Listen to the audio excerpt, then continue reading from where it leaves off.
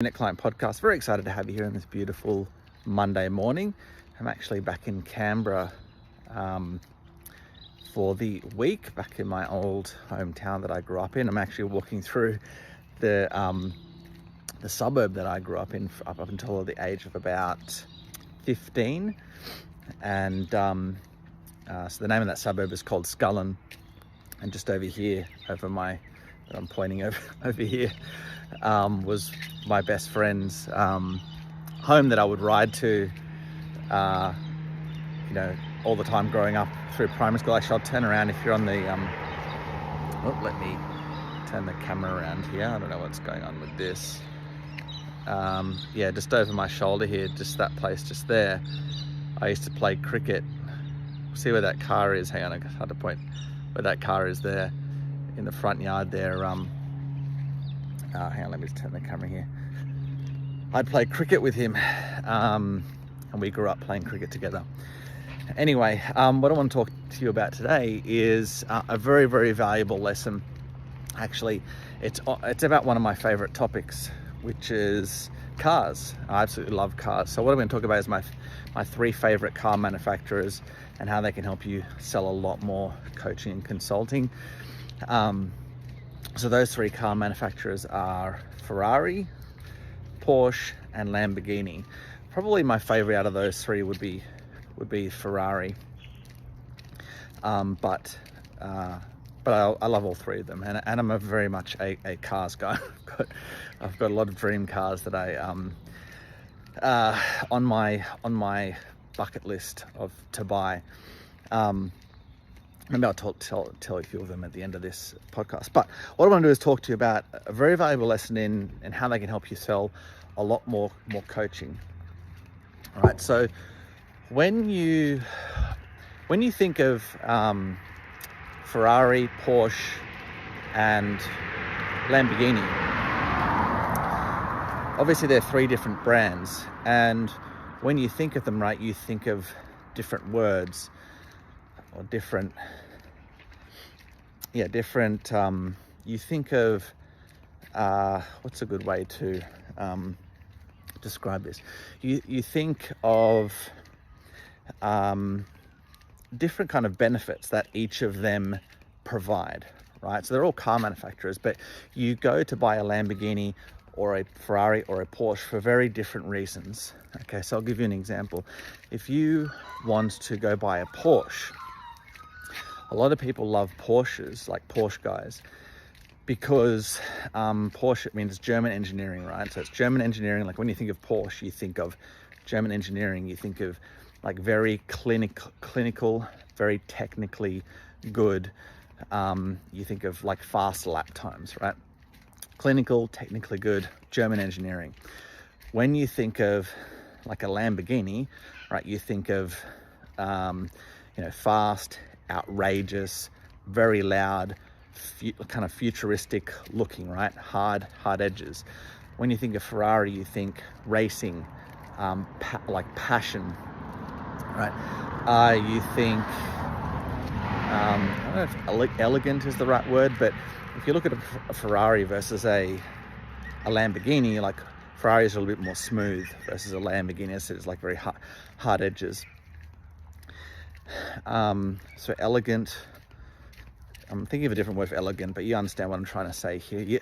The point is, each of these car manufacturers communicate something different, a different reason on why you would choose them versus someone else. And there's other, every car manufacturer does it. Like Toyota is a great example. Toyota, reliability, like cost are very not cheap, but like reliable, efficient, safe. There's a Volvo, right? Very safe. They used to have that especially in the 80s, everyone thought of a Volvo, they thought safety, right? Now it's a little bit different. Most cars have similar safety features as a Volvo, but they still have some of that in their marketing and the way that you think of them, just from that leftover from the 80s and 90s. Anyway, the point is, when you think of these different car manufacturers, particularly the ones we're talking about today, you think of something different. It's not like you think of Ferrari and Lamborghini or Porsche and Lamborghini, or Porsche and Ferrari is the same thing, right?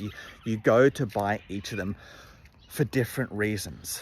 And that's what I'm trying to communicate to you in today's episode. This is really, really big.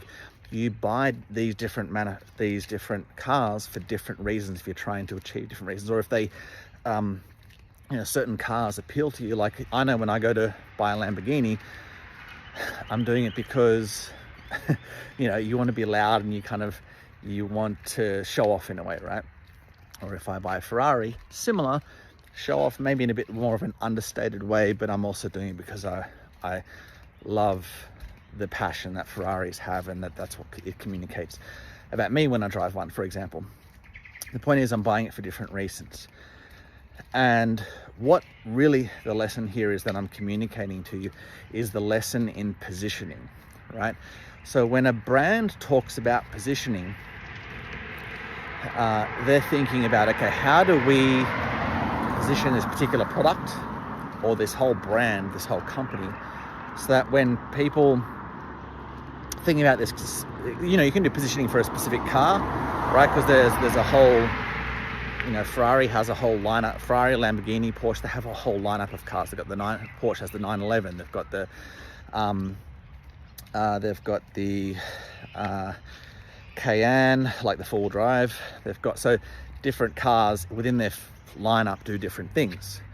Some are more sports orientated, some are more family orientated, etc. So you've got positioning within the brand, and then there's the positioning of the whole brand. As I said, Porsche is like more German engineering technical. So anyway, these car manufacturers are thinking of their brand in each car, they're thinking, okay, how do we want to position this? Where does this fit in as the number one spot, right? So another way of saying that is, why would people choose, first of all, us over everyone else? Well, we're German engineering, so we need to put that in our marketing message. We're very technical, clinical,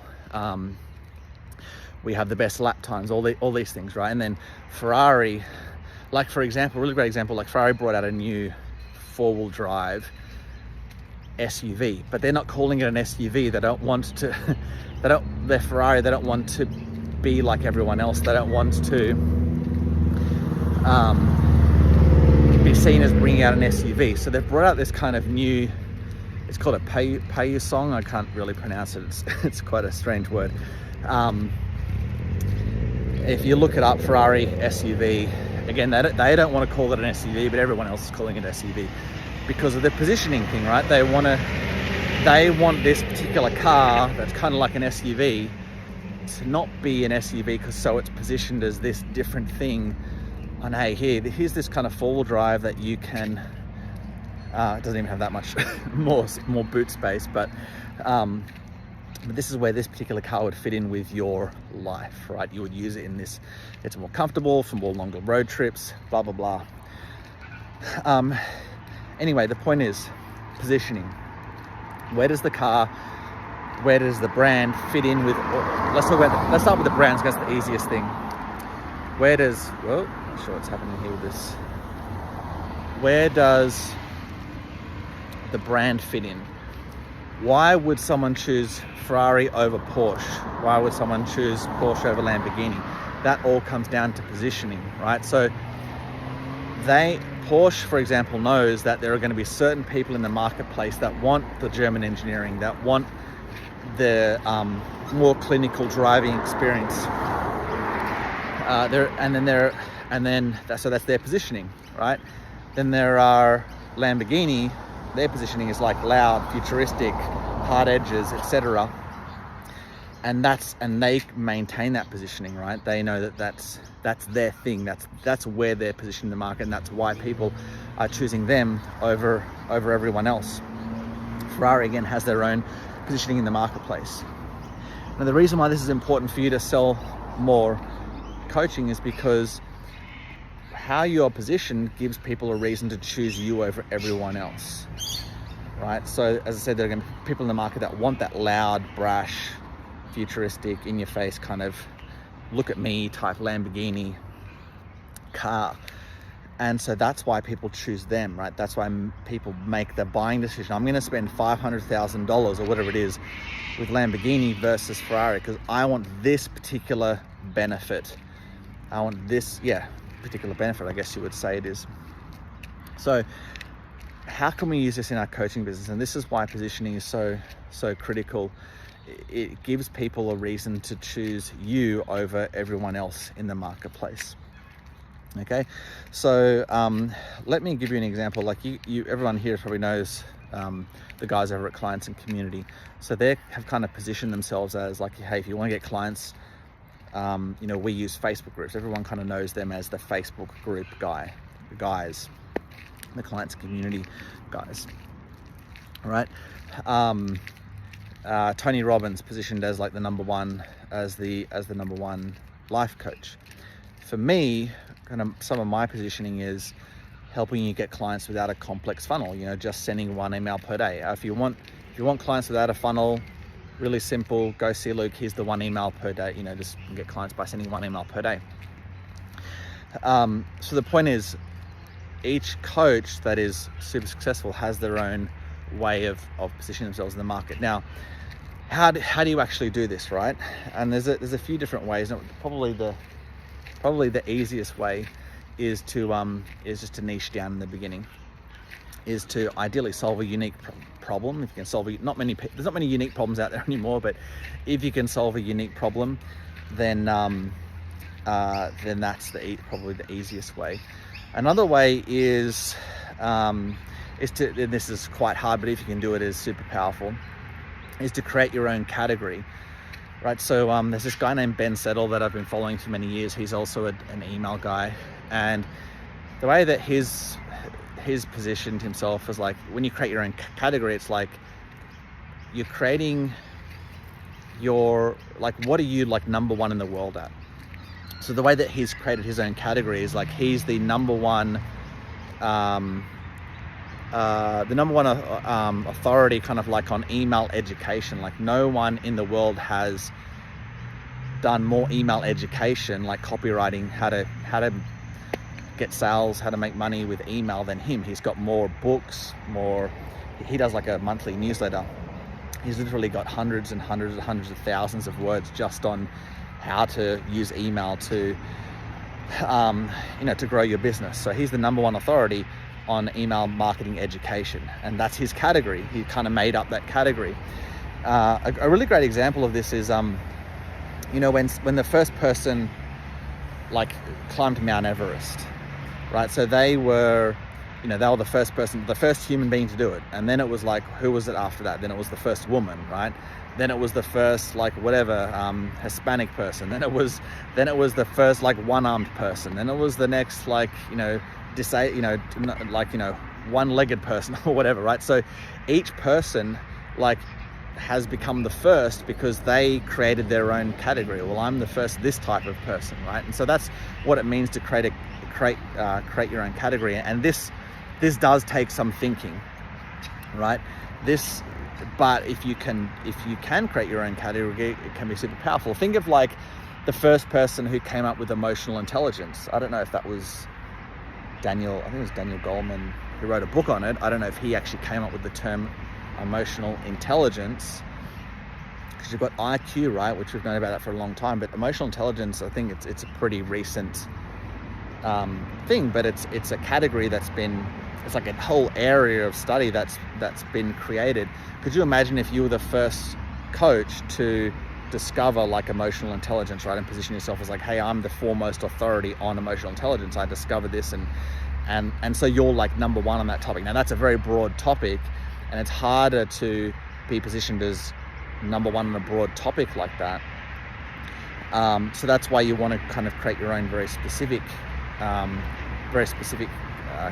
category. So anyway, just some thoughts on positioning, because if you can position yourself in a way where you're number one, people associate, if I want that particular benefit or that particular result, I need to go see this coach right here. And the reason why this is powerful is you become the default choice. If I want a car that is, everyone looks at me, I stand out, it's goes really fast. Well, I'm going to go and pick a Lamborghini, right? If I want something that's a bit more understated, but still very fast, racing pedigree, might pick Ferrari as an example. If I want something that has really well made, goes fast, very clinical, I'm going to pick Porsche, etc. So this is why positioning is very, very important, because if you get it right, you become the default choice for your business. So this is like just touching on this subject. Like, we've been going 15 minutes, but this is just touching on. There's a book called Positioning that you can download and buy, and it's worth the read, and it's worth studying this topic, as I said, because becoming the default choice obviously means it's going to be a lot easier for you to make sales. And I've given you some ideas on that in this podcast, but we're just touching the tip of the iceberg, and it's worth studying. With that being said, obviously this is something that we help our clients with when they come to work with us, to help book them appointments. We want to make sure that they're positioned the right way, so that it makes their sales process a lot easier. So if you need help getting more appointments, you want to be positioned the right way, get your offer right, get your market right, that's what we help with. Just go to apply.lukecharlton.com, apply.lukecharlton.com, and we'll have a chat just to see if we can help in the first instance. So just go to apply.lukecharlton.com, and we have either a done for you, where we'll book appointments for you, or we do a done with you, where we book appointments. We will help you set up the system. We'll work together to set it up with you. Go to apply.lukecharlton.com.